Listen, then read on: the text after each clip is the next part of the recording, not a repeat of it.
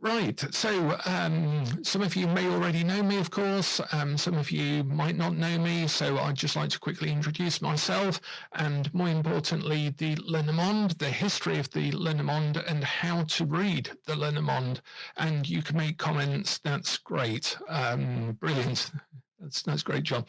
So this is in aid and celebration of the Kickstarter for the Cyberpunk Lenormand. I've decided to go far future with the Lenormand itself in order to sort of honour and respect and reconnect to its actual roots, which are quite surprising. So hopefully some of the research that we have and that I'd like to share with you today will be quite unique, because there are way too many folk out there talking about Lenormand traditions and so forth, and it's nonsense. The whole just a flat plain sentence, it's all nonsense. So I'd like to explain a little bit about what I think is the origins of the Lenormand. And again, the truth is usually even more interesting than the many fictions. We sometimes joke in the magical community that the only real, true, magical ancient tradition is making up a tradition, which does seem to be popular amongst all of the occult groups of the past. They all claim a long heritage in the tradition, but I think the real tradition is making up a tradition in the first place. As Kende is asking about the original Lenormand, which I'm going to use and talk about as well, and that comes in this dinky little tin, which is actually the box that is in the British Museum. This is the cover of the box transposed onto a tin, and that will be an add-on once the campaign is finished, assuming that the campaign succeeds in getting its funding. Really, I'm only after producing 100 of the cyberpunk decks at a bare minimum, because I'm just keen to get the idea out there and get people using it. And in a way, it's a sneaky way of introducing some of the teaching and power of the original Lenormand, the old-fashioned style Lenormand, within a deck itself. So I want to use the deck to get across some of the teaching of the Lenormand itself. So that will be an add-on, assuming that the campaign is successful. If the campaign isn't successful, then I'll just do a very, very small limited print run of the Cyberpunk, but it'll be very expensive per deck if I'm only doing a few of them. And we have actually already licensed the 100 of these, so we'll just offer those as a totally separate offer, project, campaign, or whatever. But we have relicensed the 6th edition from the British Museum, just have to pay the bill. So we're talking about tradition and so forth. I actually, and history, I actually came across, I was going through some of my old magazines trying to sort out one of the folders here. And I used to love this magazine, Interzone. This is November 1990. So I would have been about 25, I think, when I was reading these. And there's an interesting article in here called Cyberspace by Bruce Sterling, one of the cyberpunk pioneers. Bruce Sterling, William Gibson, Rudy Rucker, and a few other folk sort of developed the sort of wave that we now know as cyberpunk.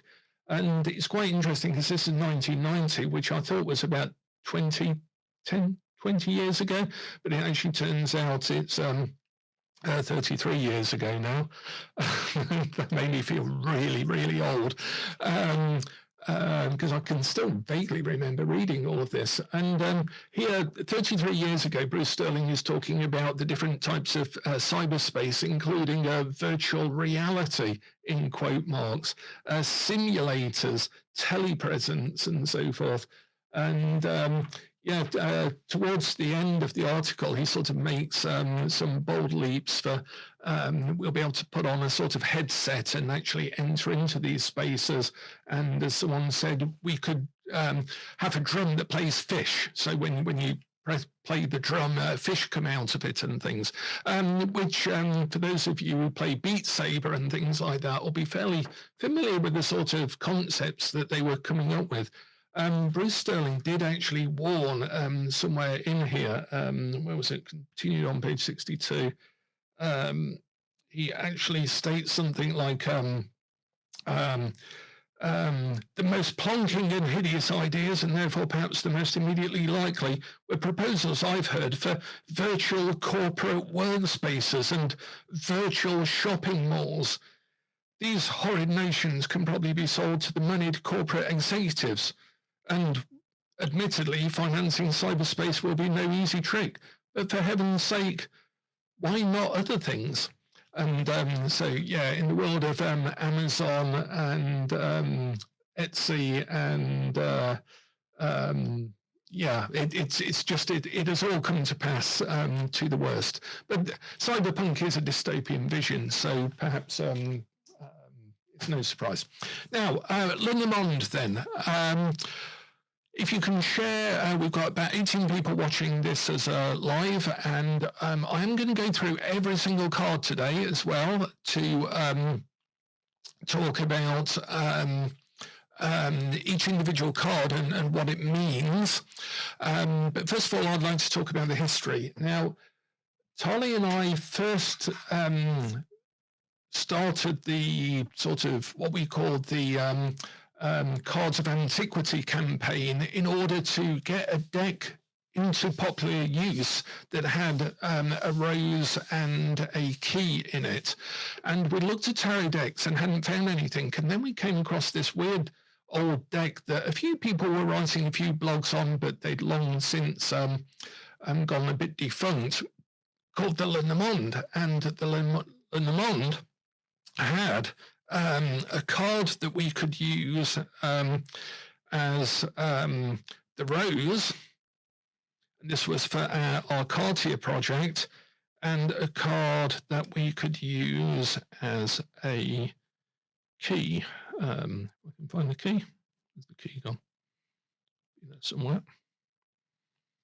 And a card that was a key. And if you're a proper conspiracy history buff, then you can go back to our poster for Dallas, the Dallas Tarot Con, where we have a rose and a key on the poster itself. And there were a load of people who were criticizing us just because they wanted to, but they were focusing on things like they haven't even put a tarot deck on the Tarot Con poster. It's some weird deck. And these are all of the people who then claimed that they'd known about this deck for decades and decades once it became popular. But the thing is we wanted something with a bouquet, a rose, so we could use a bouquet, and a key in it. We came across this deck and we did some research, wanted to write about it, and we asked Llewellyn, our agent at Llewellyn Publishing, if they'd be interested in a book. And they said, absolutely not. There's no interest in Lenormand. It's a niche of a niche of a niche of a niche. It's sort of divination, tarot, cartomancy, vintage cartomancy, Lenormand. It's somewhere like 8 niches down. And so we said, well, if we grow a market and get people interested, would you be interested in publishing a book? And they said yes. So we grew the market, and then eventually we were allowed to publish Learning Lenormand. And despite its somewhat naivete, because this is the first book in English that was published on Lenormand by a publisher. The only other one prior to this was Sylvie Steinbach, and she'd self-published her book quite a while before this. So whilst it is a little bit rough around the edges and quite fresh and sort of exciting, because we were excited about the Lenormand at the time, I'm still quite proud of it because it's what in publishing is called a doorstep book. Basically, this is the book that you put on the doorstep and then everyone else then writes more books on top of it and comes into the Lenormand room. So this will always be the doorstop book of Lenormand. So I'm sort of quite pleased with that. It was republished with a deck as Easy Lenormand, which has got the sort of French style deck with it. And that comes sort of as a box set. And this is really popular.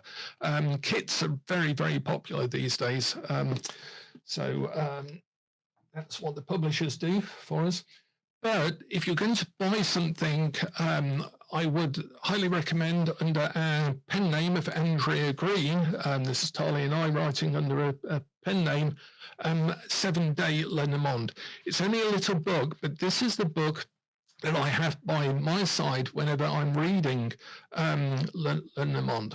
And the reason is because in this, what I've done is I've taken each card, and then we have taken the so-called Philippe sheet, which I'll come on to in a minute, the dream symbolism, coffee cards, which I'll also come on to, the coffee card verse, which I'll come on to, the game of hope, if there were any instructions, weight writing on Lenormand, or symbols that are used in Lenormand, a contemporary version, and what I call a functional version, and then at the end, what you say.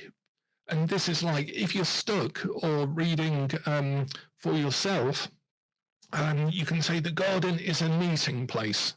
And so this was basically a sort of mental exercise. If you could only say one thing about that card, what would it be? What is the core of the garden? And the core of the garden is not growth or protection or anything else. It's a meeting place. Its main function is as a meeting place. So this could be a meeting of ideas. It could be a meeting of people. It could be the fact you need to go out. It could be the fact you need to present something to a load of people so that they can see it. People's attention meets your idea. So the core function of the garden card in Lenormand, not necessarily in other forms of symbolism, is as a meeting place. It's also, in a spiritual sense, actually the Garden of Eden as well, because the Lenormand is a very, very Christian deck, much like the Waite-Smith deck is a very, very sort of Catholic Christian deck, which is ironic given the relationship of religion and people's religious values to coming into divination. They feel like, maybe they're escaping the religious upbringing and then getting straight into tarot and Lenormand, which are also based in the same traditions. Okay, so let's start with the history of Lenormand and then get on to reading it itself. And in a nutshell, the Lenormand is based on the name of Mademoiselle Lenormand, a famous fortune teller. We have a book down here somewhere. So this is actually, I have to be very careful with this. I almost lost it in America once.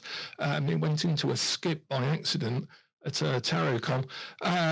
This is actually a book produced by Mademoiselle Lenormand, written by her. She probably packed it herself in her own fair hands. And the interesting thing about this is that it has a picture here of Lenormand herself. And this is one of the few pictures. Let me get a pen so I can point to her gently. She's the lady on this side. And I'm working back to front here. So she's the lady over here. Do that. There we go. So she is this lady here. And this is interesting because this is actually a book that was produced by her, so the representation of her in this book is probably fairly close to accurate. It's not one of the ones that were then done to market Lenormand decks after her death, because it was about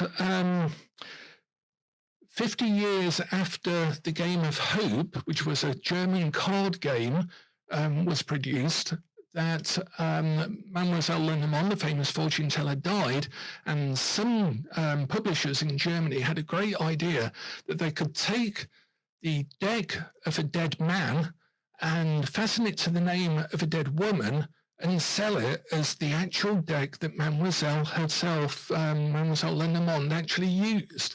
And she didn't. She didn't use this deck. This was a German card game, and it has the playing card inserts, both German and French, up at the top of each card.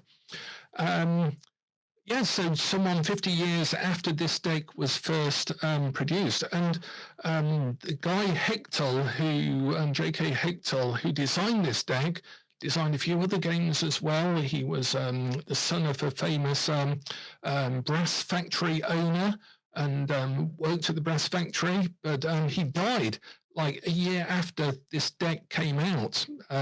So he died really soon after the deck had come out, and then Mademoiselle Lenormand died 50 years later. They put her name to this deck and then sold it as the Lenormand deck. And that's where it comes from originally. Excuse me. Does that make sense? Does anyone have any questions on that? If you can whack something into the comments, that'd be useful, and I'll know you're still there. So the interesting thing about this is that actually, if I can grab the other book, wherever it may be, where's the English Lenormand? Probably put it somewhere else.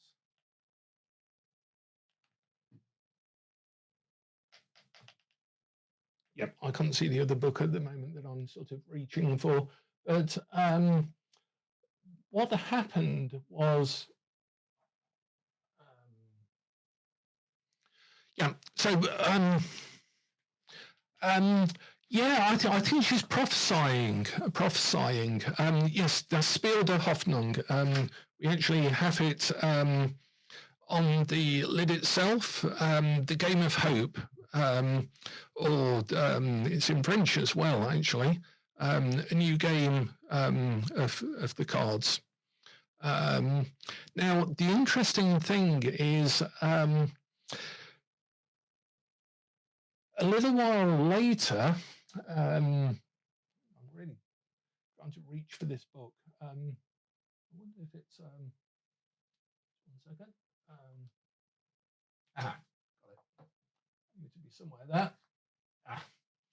Right, so a little while after the Lenormand became more popular, Mary Greer, a well-known tarot author, was researching it a bit further, become very taken by it, and she saw a reference in the British Museum, where we'd already dug up this, and I'll come back to that in a bit, as to a book of so-called coffee cards. And Tolly and I went down to the museum, got the book out. It was from 1796, and in English, it's a book called The Diversions of the Court of Vienna, or The Games of the Germans, and it is a book with cards actually embedded in it, sort of stuck into it, and it has how to lay out the cards, the coffee cards, and you realize this is the grand tableau that we'll come see in Lenormand a little bit later, and a prediction, an actual reading, a real reading. This is probably the earliest reading of a Lenormand type that we have any record of, from 1796, and it's in English. So when people talk about the German tradition or the French tradition or the Dutch tradition or whatever, there's really no such thing. They all sort of follow a very similar thing. But the interesting thing is it states very clearly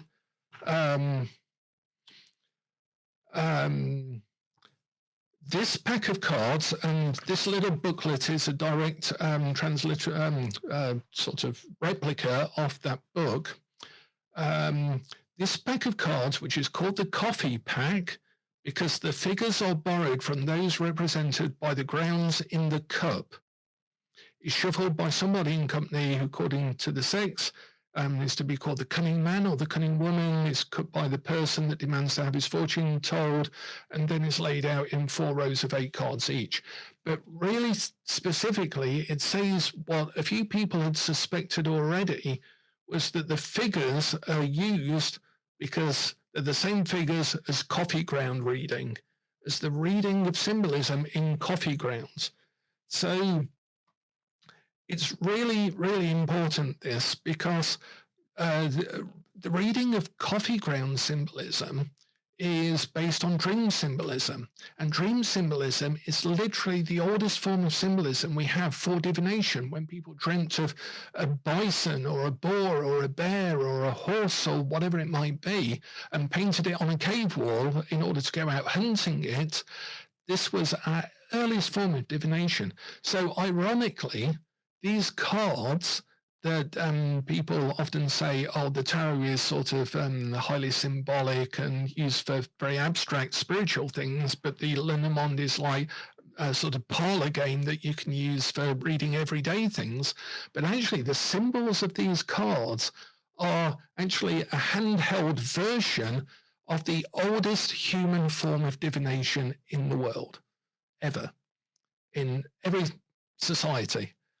Dream symbolism is the oldest form of divination in the world, and the Lenormand is its direct inheritor via coffee grounds, which are equally a very old style of reading.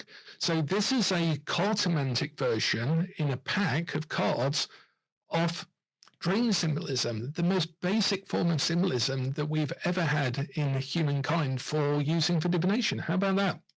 And that is the true tradition of Lenormand cards. That, and again, it wasn't until we actually published this that anyone had ever been able to prove it. All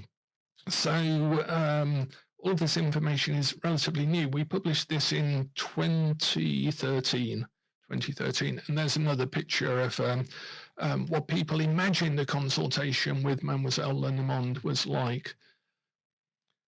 So, that is the symbolism of the cards. It's based on coffee ground reading, and that is why we have in this book, 7-Day Lenormand, a version from Waite. So, say for example, the dog, a card in the Lenormand. Here we have Waite, a friend, which wouldn't surprise most people who have learned to read Lenormand in the last decade. Waite actually wrote a chapter in one of his books where he went by the name The Grand Orient because he really frowned on fortune telling. But he wrote several books on fortune telling and other things like evocation and magical rituals as The Grand Orient. He even argues with himself as the Grand Orient. But he actually wrote a list of dream symbols. And the dream symbols, a lot of them correspond to the coffee cards, which correspond to the Game of Hope cards, which correspond to the Lenormand cards. And so a friend is Waite's version of the dog symbol. And so we are able to actually almost imagine what Arthur Edward Waite, the co-designer, developer of the world's most popular tarot, had to say about Lenormand. If he'd been reading Lenormand, he would have interpreted the dog as a friend, just like most other people would.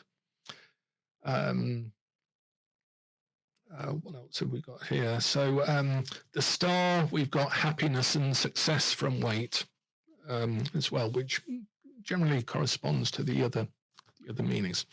So let's have a quick look at the meanings of the cards, and then we can look at how we're going to go about reading them.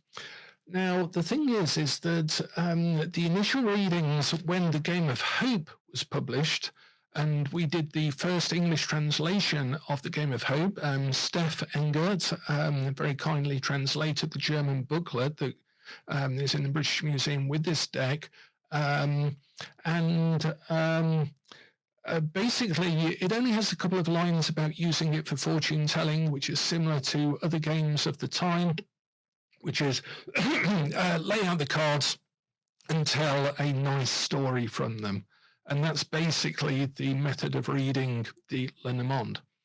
But when 50 years later, Mademoiselle Lenormand herself died, and the German company, Beitling, I think, got the dead man's deck from 50 years ago, Mademoiselle Lenormand's name, fastened them together. They needed a sort of booklet to go with it, like instructions, like the sort of precursor of our little white book that comes with the deck. And so they had probably some hack put together a set of meanings. Obviously, they were fairly common at the time because the meanings correspond to other things. Andrea Green is a name from both of our mutual histories that we combined together so that we would remember the pseudonym that we actually had.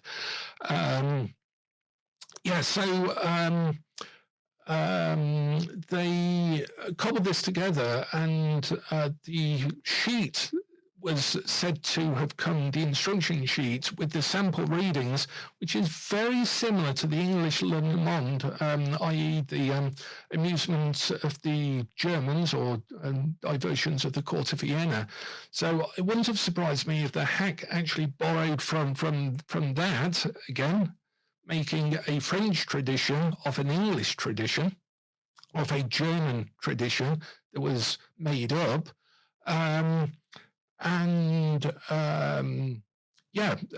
Claimed to be, I think, the nephew of Mademoiselle Lenormand, Philippe Lenormand, and that these were the secret instructions for Mademoiselle Lenormand's actual deck. And of course, it wasn't. This is the Game of Hope, totally different thing. But the Philippe sheet came into popular consciousness, and that is the first meaning that we've given here. So for the star in the Philippe sheet, it confirms good luck in all enterprises. But if near clouds, it means a long series of unhappy accidents. So generally speaking, the star in Lenormand is good luck, but if it's next to the clouds card, then it means a lot of different accidents. Now think about why that is, because then you can read Lenormand quite quickly and easily. If you think about the stars at night and think about the clouds scudding across them, then the star and the stars at night are often obscured by the clouds, and then they come back again. So it's a sort of passing many obscurations of the light, and that's where they get the meaning from. A very simple way of interpreting it, but very similar to dream reading. But more importantly, this meaning is exactly from coffee ground reading, the reading of coffee grounds. Because when you have a cup, like so, and you're reading coffee grounds in it, the instructions for coffee grounds are always if it's clear or confused, like if the sign of the coffee grounds or the tea grounds or sherbet, sherbet was also red, whether they were clear or a bit obscured, like if it was a really clear shape of a dog or not so clear. Similarly, if it was at the top of the cup or at the bottom of the cup, that also made a big difference. And that is where we get direction, pointing, distance, and facing, all of these rules that all of these traditionalists then came up with to say, oh, this is part of the German tradition. We use distancing, we use this, that, and the other. They all come from coffee ground reading. That's where it comes from. And it comes via the Philippe sheet, which a bit like when Waite was writing the Celtic Cross, which was not for the Waite-Smith deck, it was for the Golden Dawn deck. Not that there was a Golden Dawn deck at the time, but it led to so much confusion for a century after. The same with the Philippe sheet. Because the Philippe sheet is using instructions that are really more to do with coffee grounds in a cup rather than cards, but they've sort of half-inched it from one to the other.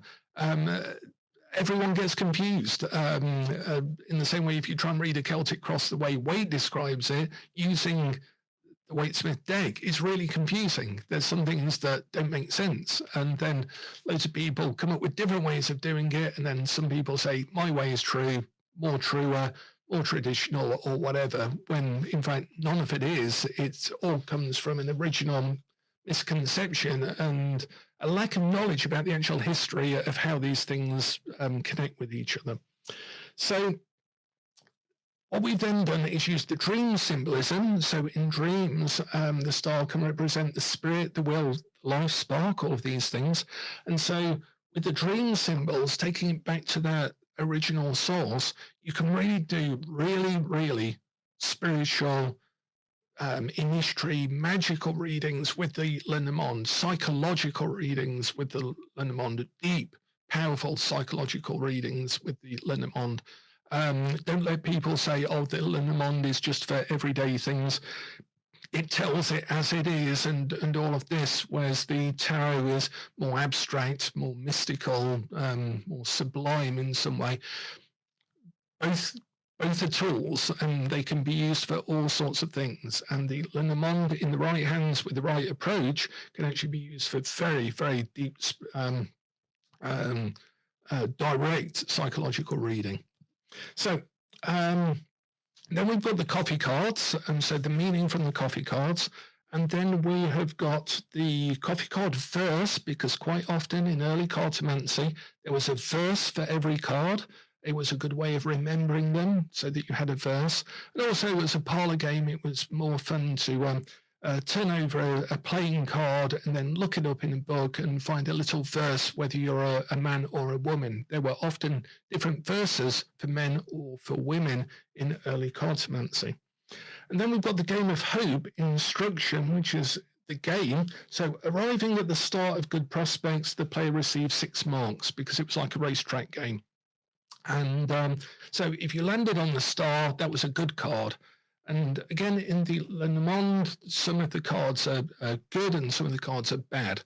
The cross in Lenormand is suffering. It's a bad card. You in the game, if you land on that, you have to sort of go back to the beginning almost, or have to wait until someone else lands beyond you and stuff. In the actual game of the Game of Hope, you want to land on the anchor, which is the card of faith. Or hope, which is what the game is called. You want to land on the anchor card, not the cross, because the anchor is faith and the cross is suffering. So there are good and bad cards. And Waite, as well, from his dream symbolism, talks about happiness and success for the card. So it all corresponds to each other. It's all based on the same symbol. And then for a contemporary reading, I tend to look at this as direction, navigation, and luck.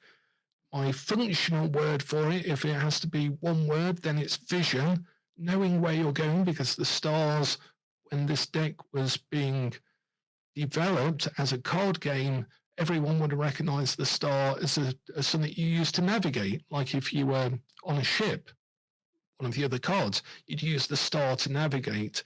So nowadays, in terms of navigation, we don't have to do that. So in terms of navigating, a more contemporary way of looking at that is having a vision by which you are navigating and plotting your journey.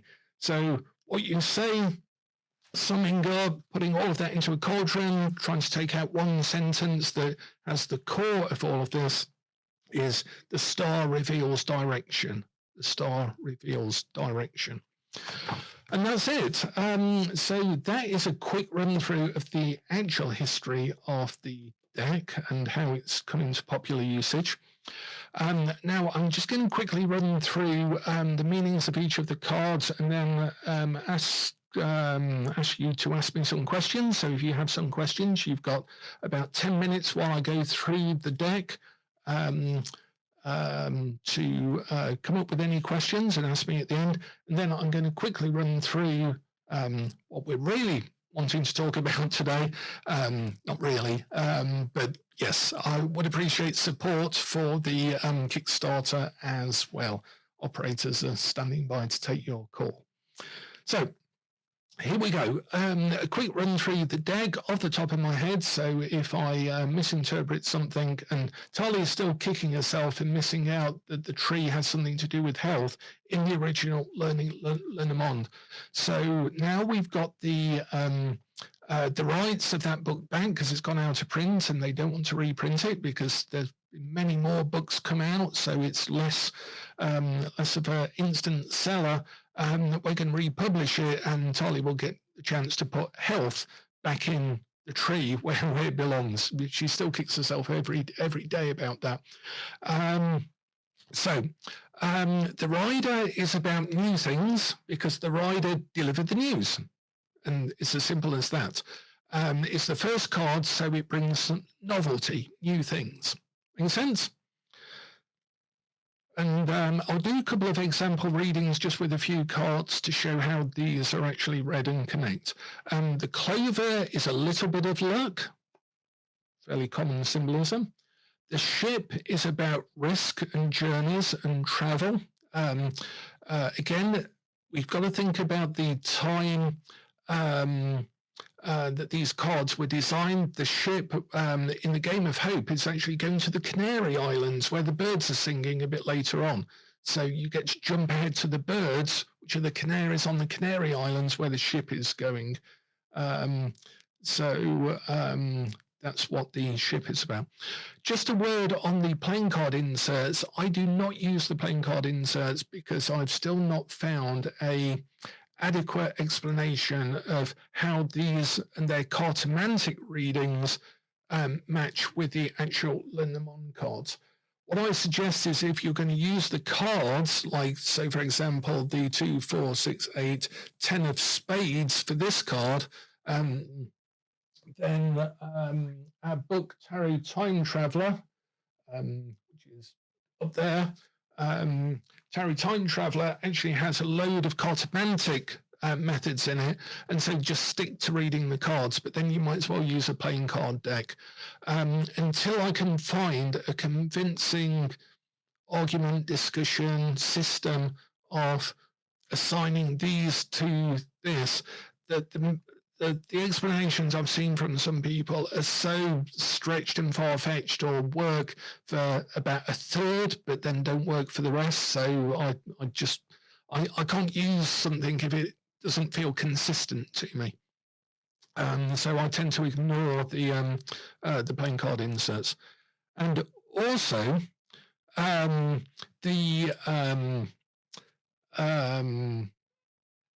I think that they are there. In fact, I'm pretty sure is because gambling wasn't really allowed at the time. It was the time of the sort of Jesuits and things like this. And in Germany, what they would do is have the kids and play a parlor game with the ship and the boat and the key and the clover and the lucky horse and everything else. And then send the kids off to bed, and then you can shuffle the deck and use it to play PK. And gambling games with the adults using the cards in the top, you see. And I think that's really why they were there, because the kids wouldn't have used them like as a game. They would have used these as the game. So I reckon it was a little bit of a parlor trick to actually get the adults to buy cards they could use for gambling when no one was around and watching. And that's why they're there. And I cannot believe that the people who threw this together when Mademoiselle Lenormand died and stole the Game of Hope put these cards on to a system. And I've tried a load of systems myself, different forms of cartomantic system and so on, and there's no rhyme or reason consistent for these card attributes to the symbolism of the card, or even the numerical order. Or I've even tried laying it out in the full grid and looking down and across and trying all sorts of things. And, perhaps there is an underlying system to it, but until I'm convinced of it, I would never use these. But, you can learn the cartomantic readings and then apply them if you can. So just to answer a couple of questions at this point, I see Lenormand as something different to tarot. It's a cartomantic system, it's a divination system, but it has slightly different structure, and therefore to me it's a slightly different map. And it's a little bit like I sometimes explain correspondences by saying they're just different maps. If you have if you're walking through a city, you want to know where the restaurants are and where the hills are. If you're driving through a city, you want to know where the one-way lights are and the one-way streets are, and where the petrol stations are. So depending on your purpose, your view of the journey, you need to know slightly different things, but it's still exactly the same landscape. So a tarot reading and a Lenormand reading of the same question will just give you slightly different landscapes, slightly different views of the same landscape, if that makes sense. So the cards, to answer Kenda, this is a game. It was a game in Germany called Das Spiel der Hoffnung, the Game of Hope, and it existed for 50 years before Mademoiselle Lenormand. And when she died, they took her name, took this deck, because the guy died 50 years earlier, and published it as her deck. But she probably used playing cards, what are called PK cards. The evidence we have, and also it's referenced in Casanova, strangely enough. One of Casanova's lovers, he comes back in from a night gallivanting, and she has laid out an entire reading of playing cards, and she tells him all of the naughtiness that he's got up to by looking at the cards and whether the woman that he was with doing that thing was red-headed or fair-haired, and so on, based on the cards. And so we have some very consistent evidence that Mademoiselle Lenormand probably read PK cards, so just normal playing cards. So they would have looked something similar to that, or probably the French version on this side, more familiar to the UK or US versions over here. So, the add-on will be when we finish the campaigns, just so we know whether we're going to include the add-ons in the campaign because it's been successful, or do it as a separate venture because the campaign hasn't raised enough money to produce the cyberpunk. But we have the license for this once I've sent the payment to the British Museum, and we'll be producing 100 of them. Yeah, and I think in Learning Lenormand, and get that book if you want it now, because it's out of print and we've got the rights for that back. So we're going to reprint it ourselves, but the Llewellyn version will cease to exist at some point. Right, so but I think I've got the Casanova story in that in that book. And it's really funny as well. Sort of funny from a literature historical point of view, anyway. So, the ship is going to the Canary Islands, and the ship was not about travel, not about holidays, not about tourism at the time. It was about speculation, risk, and adventure, but mainly risk, because the only people who could afford to go on the ship were people who wanted some returns from it. So the ship is more about risk than travel. The house is about the home and the house. The trees are about health. Dolly will still be kicking herself about that, but it's also about shelter and support and resources and things, but mainly about health, having deep, healthy roots. The clouds is about confusion, because the clouds are mist to hide the stars, which is what you use to navigate, as we've already looked at. The snake, because of the biblical connotations, is about a danger that is hiding, that is waiting for you, that sometimes people read this as the other woman, a sort of Lilith version of the snake, or even temptation, which I'd go for that, because the snake is, in its biblical sense in the deck as well. The coffin is about inheritance, not about death, but about you'll get an inheritance, because that was what a lot of the original meanings of the cards were to do with, whether you'd have friends, whether you'd have a wife, whether you'd have a husband, whether someone would die, or whether you'd have an inheritance, or whether you would be faithful or not to your country, to your partner, to your virtue. So the original meanings of cards in cartomancy are quite somewhat alienated from our everyday experience these days. But the coffin tends to get used as like an ending, as a finishing, like a full stop. And ironically enough, the card had a blemish on. But Shiro Marchetti very kindly tidied up the cards for us for this print. Because the original cards coloured in by child probably, and quite jagged and a bit folded on the corners and stuff. So Shiro very kindly restored them, I guess is the best way of putting it for us. But yeah, we left a few things on just for authenticity's sake, if it didn't get in the way of the actual aesthetics of the card. So that is more to do with an inheritance. And actually in Tarot Time Traveller book, we did a whole section on how to get old meanings to apply to modern day readings. So with something like inheritance, you're thinking about the underlying concept of passing something on. So that could be delegating. That could be delegating a job at work. That's giving someone an inheritance. They inherit your project or your workload or whatever.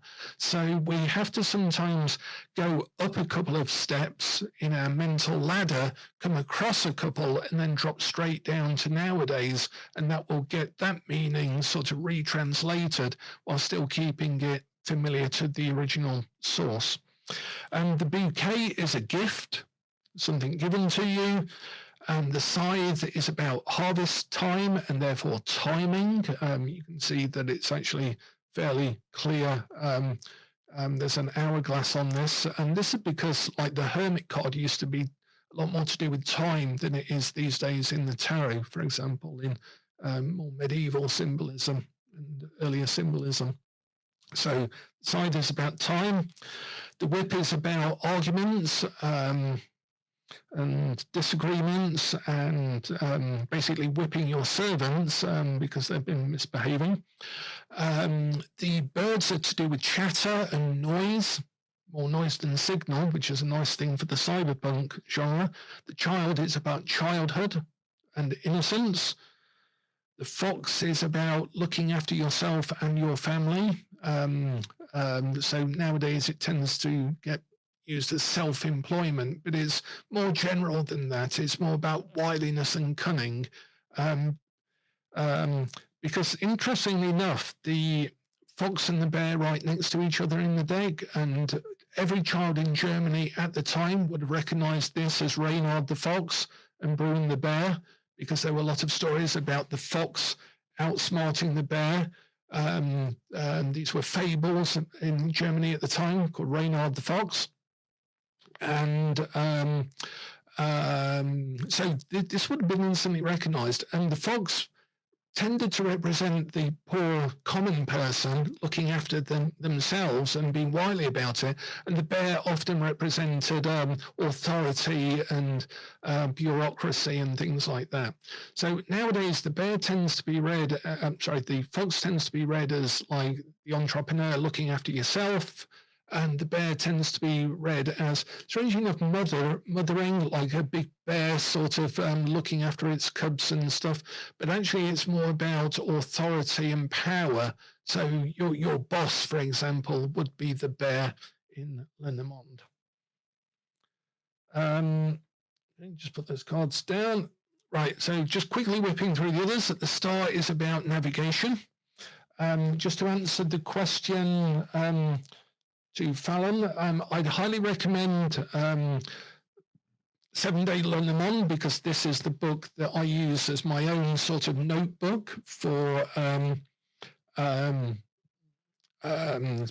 when I'm doing readings and really want to go back to what the original source was, so I don't read too much into a card, and particularly when I'm reading for myself, so I tend to read it from 7-day Lenormand.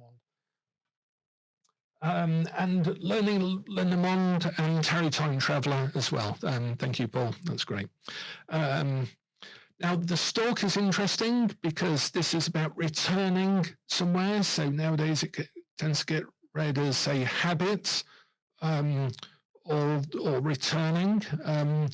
Also sort of childhood. But you'll notice that this stalk is picking up a frog. And again, that's because at the time, there's a fable about the Frog King. The frog lived on a lily pad, and he was the king of everyone because he was on his lily pad and all of the other frogs were in the pond. And of course, he proclaims how much of a powerful frog he is sitting on the lily pad. And the end of the story is when the stork comes and just eats him up. So you can sort of read that into the card as well if you wanted. Again, this would have been familiar to the people putting this card down in the Game of Hope and playing a game at the parlour. So this is why a child has probably coloured in this particular deck as well. It's in the British Museum. So the dog is a faithful friend. The tower is about keeping an eye out. It's also a centre of bureaucracy as well, because the tower is more to do with customs and approaching a town and wanting to trade and having to go through customs and the guards and stuff. So that's the tower and why it's connected with bureaucracy. The garden is where you promenade and you get seen. So this is about networking and being seen by people. The mountain is an obstacle that you've got to go around because at the time you wouldn't have been able to have flown over mountains. So mountains naturally represented obstacles.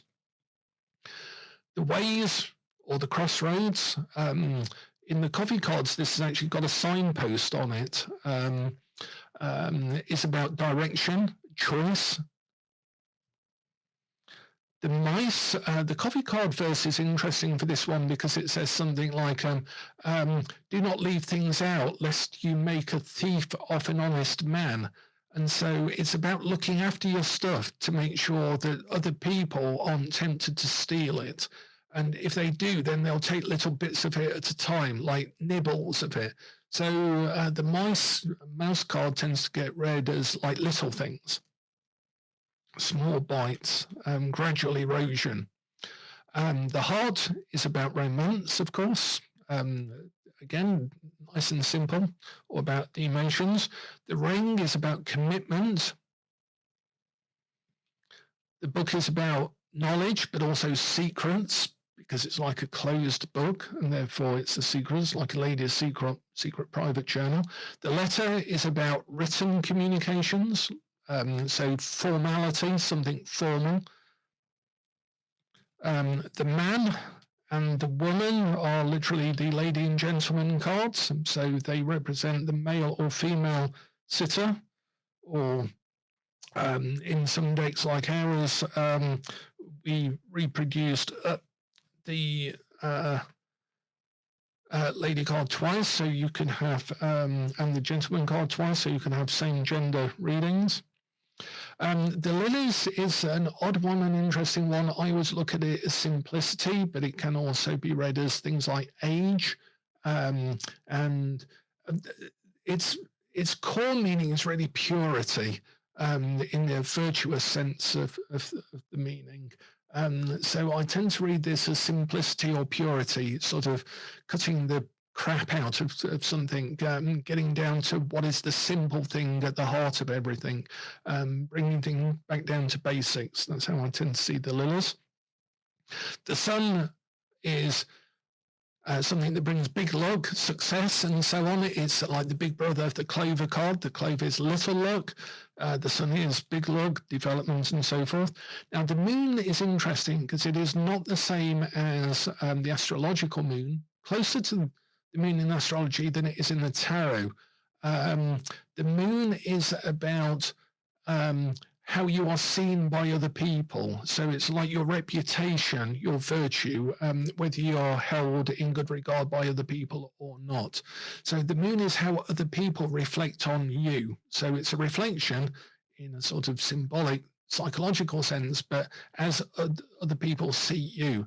And that's because the moon would sort of be seen as a reflection of who you truly are, as seen by other people. So, and it was a time when your virtue, your honor, your trustworthiness was very important. Well, it always is, but that's what they concentrated on with moon symbolism at the time. The key is about locking or unlocking something. The fish is about resources, so this is why you send your ship out at the start of the deck, is in order to get fish, which are your resources, time, money, effort, energy, your health.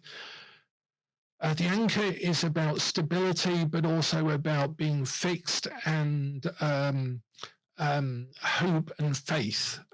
This is the card of faith, and this is the card you want to land on to win the game, not the cross, which is the card of suffering. And this is the bad card in Lenormand, a bit like sort of the death card, depending on which side of the equation of the inheritance that you're actually on. So this is a good card about being sort of fixed at anchor, having something fixed in your life, something sure, having faith. People having faith in you, for example, if you're asking about a job or something and weren't sure and just drew one card, if you wanted to do that with Lenormand and got this card, then it'd be like, hang in there. It's going to be a long-term proposition. And the cross is about suffering. It is not about faith. That's the other card. This is really, in Christian symbolism, the card of suffering, and it's not a good card. So it's about suffering. You'd have to have a lot of good cards around it to be assured that the suffering was worthwhile. And that's the cards off the deck. I think there are 36, aren't there? Right, or 42? Lose track. 36. Yeah, which is 6 by 6, which is 2 dice, strangely enough. And that's basically the meanings of the Lenormand. And what else did I want to say about them? So when you lay them out, it is far better to lay them out in a big spread, what is called the grand tableau, even if you only read a few cards. So let me take a sample. If I go to, we have a few little exercises in 7-day Lenormand to get you reading the cards. The grand tableau, you sort of lay out usually in a square. You can lay it out with 8 cards along and have 4 cards at the bottom. I think that method actually with the 4 cards at the bottom and 8 is because you usually have 4 people starting a game. So you'd have 4 starting positions, or 3 or 2, or I don't know if people ever played it solitaire. You could do, I guess. But the game of hope itself, if you were placing your markers on the cards and racing along them, depending on whether you're drawing lots or rolling dice, you probably have 4 starting positions, like you sometimes see in other similar games, like the game of Goose and things like that were popular at the time that the game of Hope was popular towards the end of the 1800s. So you lay out all of the cards, so you shuffle and lay them all out, and then you find the card that you're interested in. So if you're asking about going into business by yourself, you would find which card. It's a question to make sure people are still here and awake as we begin to close off. We're at the top of the hour, so we'll just carry on for a few more minutes. So which card would it be that you'd be interested in if you're asking a question about a business? And with Lenormand, to answer an earlier question about whether it's different to tarot, the question is really important. It's really important to fix your question and keep coming back to your actual question when interpreting the Lenormand.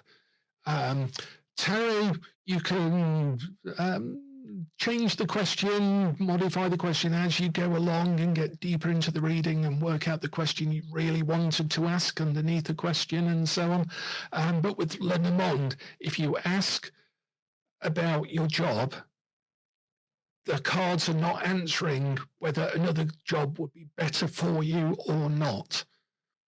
They are asking, they are answering the question about your current job, and it sticks with that, and you get the tighter, best, more relevant, clearer readings by sticking to the question and not overshooting, not overreaching and going off on a long tangled, so maybe it's starting to talk about if I moved house and then traveled, I get a different sort of job, which would take me to more people and so on.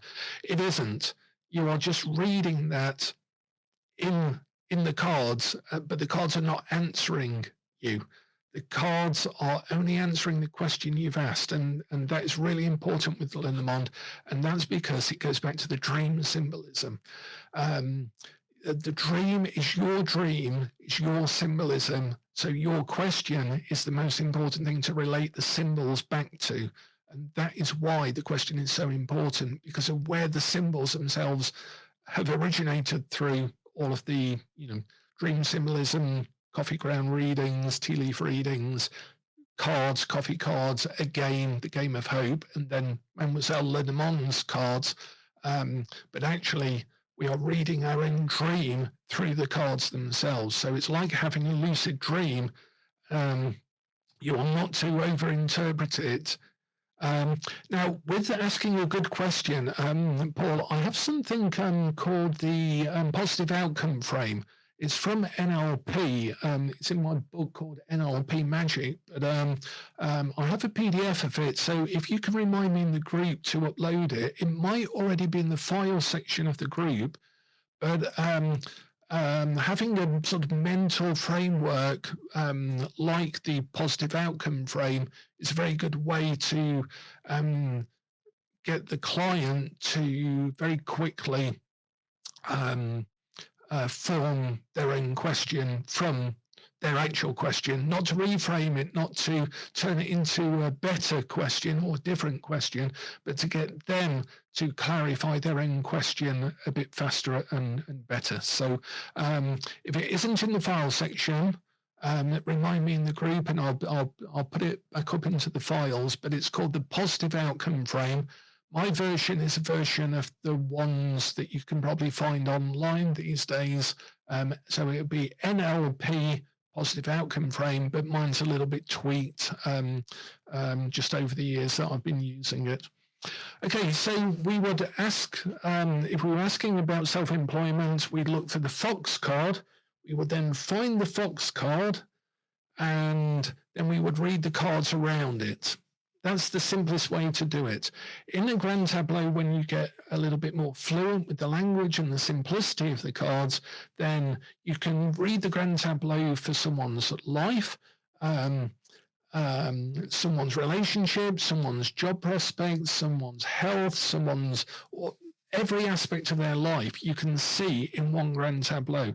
I always used to think of it a bit like an Etch-a-Sketch. Those old-fashioned Etch-a-Sketches where you'd sort of draw one picture and answer, say, a question about their relationship, but then you could just shake it, cards stay the same, but then you reread it for their health. Then you shake it, then you can reread it entirely again for their job, for their family, for all sorts of things, just using the one layout of cards. So this is not really a spread, it's a layout.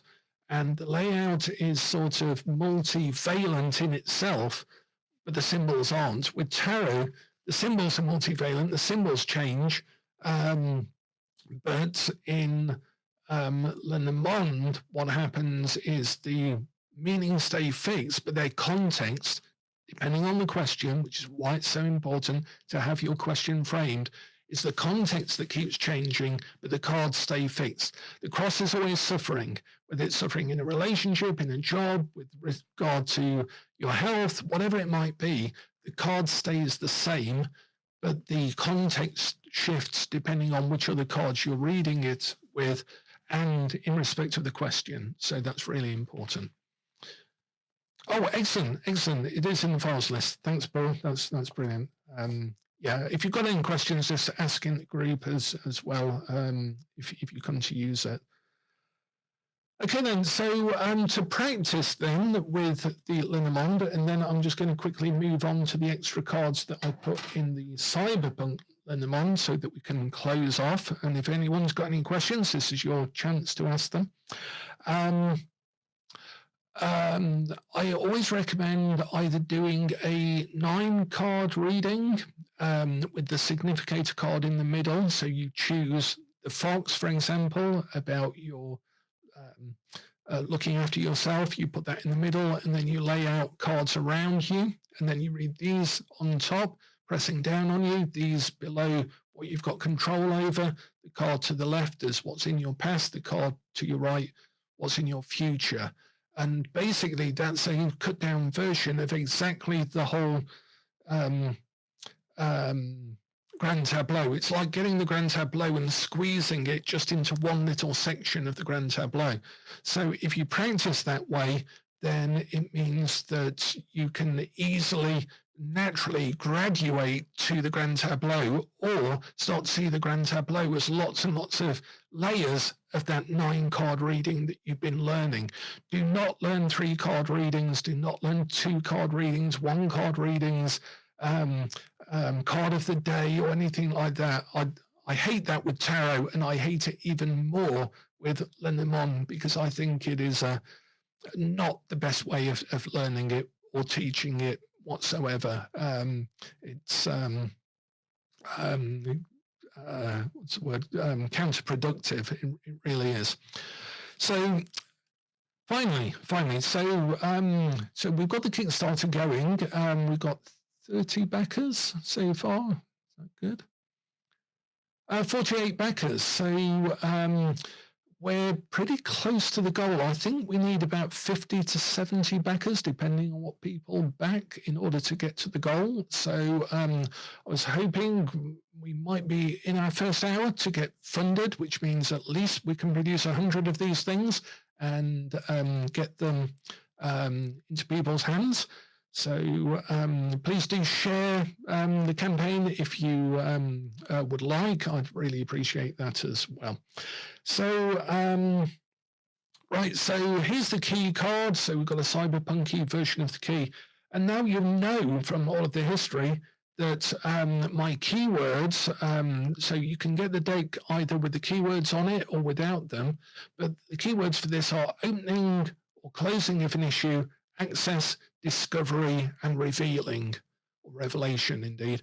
Now, what I've done with these keywords is I've been a bit sneaky. For those that know my other teaching, like Kabbalistically, we've got 4 worlds based hidden inside this. So we've got all the way from the secret to the literal, the symbolic and the extended. The 4 worlds of Kabbalah sort of hidden in this, so that a bit later on I can do some teaching with regard to Lenormand, Kabbalah, symbolism, dreams, and all sorts of other stuff, that it's all consistent as a system. So the keywords are down the side of the card. Now I hid the numbers sort of in a sort of artistically pleasing way, sort of you can see in the key, maybe 33. I tried to make a key out of the 2 3s and the E and the K and stuff. But I think they're too small to see. I'm not quite sure yet. In some cards they are. Now, an extra card in this deck is the Maze card. Just wait for the autofocus to find it. Find it. There we go. So yeah, the maze card has the number just here, but it's a little bit tricky to see. And again, it's sort of supposed to be like the E is the entrance to a maze. And I thought I was being really clever, like with the snake having these 7 at the bottom of the S there. Now, just looking at them now, I think that might still work. The cards are sort of important, but maybe not important. So look, can you see, for example, the mountain is 21, and I put it under the M for the 2 mountains. Does that look clear enough to those looking at it now? So 21 is just here. It's reasonably clear. I was a bit, when I first had the test print done, I wasn't quite sure about it, but I might change my mind about that. It might be just because I'm wedded to the cleverness of where I put the numbers. Yeah, so the ring is 25. Now, the numbers, some people think they're important. I tend not to because of the race game thing, and I think the cards were laid out just to make it. Strangely enough, if you do the calculations of the game design of the Game of Hope, I don't think anyone's ever bothered doing it. But some of the cards, whether you go backwards or forwards, on the cards, so like if you land on the heart and you go forwards 2, or you have to wait until a gentleman passes you or something, they favor women players more than men players. It's actually built into the game design. Whether that's deliberate or not, I don't know. But the rules definitely favor a female player than a male player. But the actual numbers, I think the sequence is, it sort of makes sense in a numeric sequence. You have the rider first who brings the news, so that's novelty, that's the first card, and then you have the card of suffering at the end. And the winning card is the card that the game is named after, which is the Game of Hope, or the Game of Faith, I guess, with the anchor card as the penultimate card, so therefore card 35. But I don't make a lot of the numbers myself, but they are useful when you are looking at what are called the houses, which I've not touched on because that's a slightly more, I guess, intermediate sort of thing. Although, again, I started learning it right from the beginning, and I think it is quite easy to learn about houses, but I think we do talk about those in 7-day Lenormand. That just gives you a bit of context for a card, and also it allows something cool, which is called chaining. So we'll just end on chaining, and then just something about the Cyberpunk Day. With chaining, what you actually do, and it's a really cool way, and clients will end up doing it with you because it ends up like you're both playing a sort of guessing game. What you do with chaining is the houses are basically the cards in numerical sequence, and that's why it is important to have the numbers on them. You lay out the cards with the rider first, and then the claver next, so 1, 2, the ship, number 3, in sequence all the way down to number 36 at the end. And these are the houses. And then you shuffle the cards, and then you lay them out in these positions like a grand tableau. But of course, whatever card is in this position is in the house of card 1. Whatever is in this position is in the house of card 2, card 3, and so on. So the final card down here that you lay in the grand tableau is in the house of the cross. And you can sort of read that as if, say, for example, the birds card was in this position in your grand tableau, then you would say the birds is in the house of the cross. So you can imagine that that's a whole load of twittering birds on a cross. So they're not going to be talking about something good. They're going to be talking about negativity and suffering. So it's a load of people talking and reveling in their own suffering or your suffering. So a load of people being a bit, having some schadenfreude over you or something like that. Similarly, the card up here, like the dog if it landed in the first house, which is the house of the rider, might mean a new friend. That the friend card, the dog card, is in the house of the rider. So it's someone coming into your life who's going to become a friend. And it's as simple as that. So you can read the houses just by knowing what position the card is in. So if it's in position 35, then it's the anchor card. It helps to have a template on the floor for this. I tend to use Shiro Marchetti's cloth for his deck, although I actually use the original Lenormand cards on his layout, although I sometimes use his cards as well. But that's because the gap, because these are smaller than his layout, allows me to see the number on top. And because I can see the number, it means you can do chaining. This is where we're going to end with, because this is the most convoluted but simple thing that you can do with Lenormand. Is with chaining, what you can do is if we had the dog in the house of the rider, for example, and we wanted to find out more about the friend who was coming into our life, we'd say the dog is in the house of the rider, so let's have a look where the rider card is. Then we find the rider card in the layout, and then we see what house that's in and read it. And then whatever house that's in, we then find the card that relates to it, and then we read that and so on. And you chain from card to house to house to card to card to house until you eventually land on a card that you've already read, and that finishes the chaining. And that can be a really, really powerful way of doing it. And also, when you say to someone, so the heart is in the house of the child, they go looking for the child card and go, oh, the child is in the house of, and then they look at the position underneath it, and then they will actually do the chaining for you, and that gets them involved in the reading. And it makes it more like the game that it was originally designed to be as well. So it's a very good way of doing that. So thank you for your time and attention. If you've got any more questions, we can put them in this comment thread. I'll leave the video up for a few days. I'll then take it down and put it onto the campaign page. And I'll put the book recommendations as well. So thank you.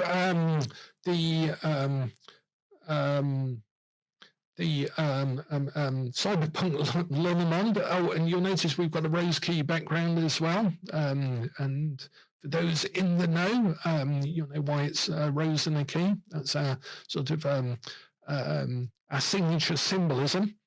Yeah, chaining, Kenda, is really fun, dead easy to do, and you can narrate really long stories and get into a sort of channeling vibe and go from one thing to another. The only other thing as well is knighting, where you go 2 up and 1 across, and then 2 up and 1 across. And that's a really good way of finding a really out-of-the-box solution if you've not found anything, what's the word? Immediately convincing or something applicable or practical that you can do. If you're really struggling to get something from the reading and want a totally out-of-the-box problem, a solution to a problem, then say, for example, if you were looking at the fox because it was about your own business, you look at the fox in the grand tableau and then you go 2 up and 1 across in whichever directions you can. And you look at each of those cards that it can lead to and go, does that help?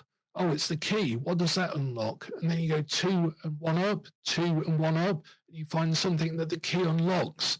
And you can really find some cool stuff in doing that as well. So it's a very, very simple system, but it can be very elegant, very powerful, going deep as you want, because it's based on the oldest form of divination. The divination we put on the walls of caves, the very first things inside our heads that we wanted to put outside of our heads because we were seeing them in nature. And so it's a very, very tight system, the Lenormand, which perhaps accounts for its power, relevance, and its rediscovery in the last 10 years. Since we produced Learning Lenormand and announced the Cards of Antiquity campaign in New York, I still remember some of the faces in the audience, and they've now gone on to write Lenormand books, which is quite interesting. But I think more decks have been produced, more Lenormand decks in the last 10 years than have been in the last century. And so that attests to its recension, its renaissance, its revival, because it speaks to us. We want a reconnection to this straightforward, deep knowingness that connects us to the whole universe. And long may that continue. Long may we continue to have artifacts in our world that connect us to our universe, because that is so, so important. Okay, thanks a lot for your time and attention. We've gone 1 hour 20. Thanks for bearing with me while we sorted out the microphone issue. Again, next time I'll probably use YouTube and funnel it through onto Facebook. Thanks to the 14 people who've stuck with me all the way to the end. Excellent work. Thanks a lot, and talk to you again soon. We're going to be doing a lot more live videos in the Facebook group as well. So ask questions in the thread. That's fine. Thanks a lot for your time and attention. Go back the campaign. Where are we now? I'll go to bed in a minute and then see how it is in the morning. But it's 49 backers. Oh, we are £200 off the goal already. So it looks likely, if we can just get a few more backers in, that we will definitely be printing it at bare minimum. And so we can get this in your hands and get you using Lenormand. Brilliant. Thanks a lot for your time and attention. Take care, everyone.